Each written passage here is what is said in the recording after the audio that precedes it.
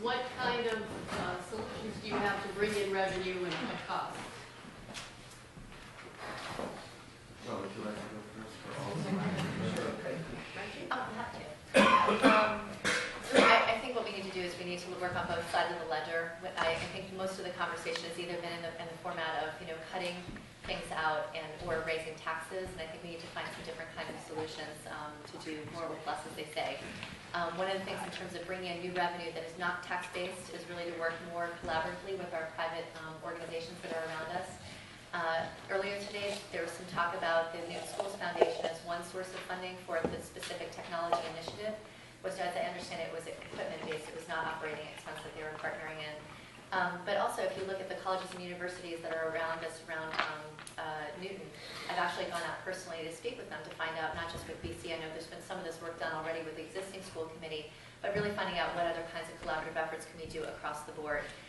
Some of the things that we can do with them really is not just in terms of doing assessments as they're doing over at Bigelow for the technology project, but also to bring in student teachers in a more productive manner. There aren't the right incentives right now for teachers to accept those student teachers, that they really only get credits in order to spend the time to train the teachers who are really all but getting their masters. I mean, all they need to have is their classroom experience. And one of the things I really wanted to explore is finding ways to reward them for taking on student teachers and really offsetting some of the large class sizes. That's one area that I think they can really improve. Another area is some of the areas that had been previously cut were really focused in some of the high school courses and the diversity and some of the more specific advanced classwork. And even just more broadly, some of the things that are in the workforce.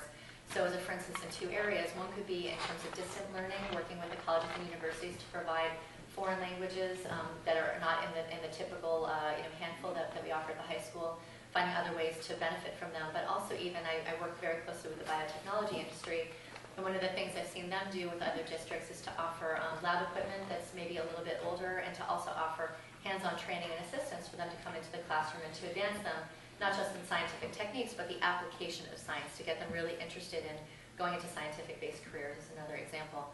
On the cost side, one of the major cost drivers has been health insurance, and this has been my background for many years, and really to find more innovative ways to deliver healthcare services while providing high-quality health plans without sacrificing service is another area that I'd like to work on. Oh, fine.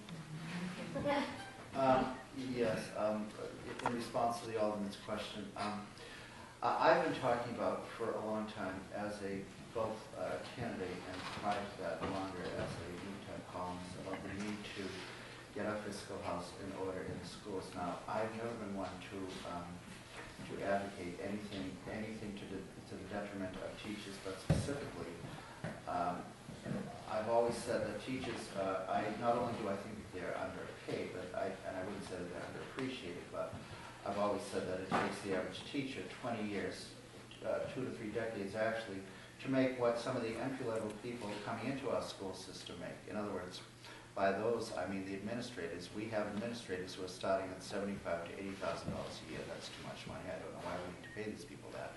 We have 65 administrators who make over $100,000 a year. If we subtract the principals, the less than 2 dozen principals, that's a lot of people. Now, we can certainly have cost savings in that. Now, what I would suggest to do is I would like to eliminate most of these people who make in excess of $80,000, $90,000, $100,000 a year, and bring in people from the private sector who have been the victims of the downsized economy, these very upscale or rather highly qualified white-collar workers who would love to have a similar job for $60,000 to $70,000 a year, perhaps $20,000 to $30,000 less. Now that being said, I think that this is really a direction that we should move in. By that I mean specifically that if we don't get our fiscal house in order now, and if we're not prepared for the up-and-coming teachers' union contract, which is undergoing right now, then we're going to have a situation where we will have overrides within a year, 2 years, 3 years. We'll have multiple overrides, or at least attempted overrides over the next decade. So we have to get the budget in order now, and if we don't, then we're going to run into problems. Okay.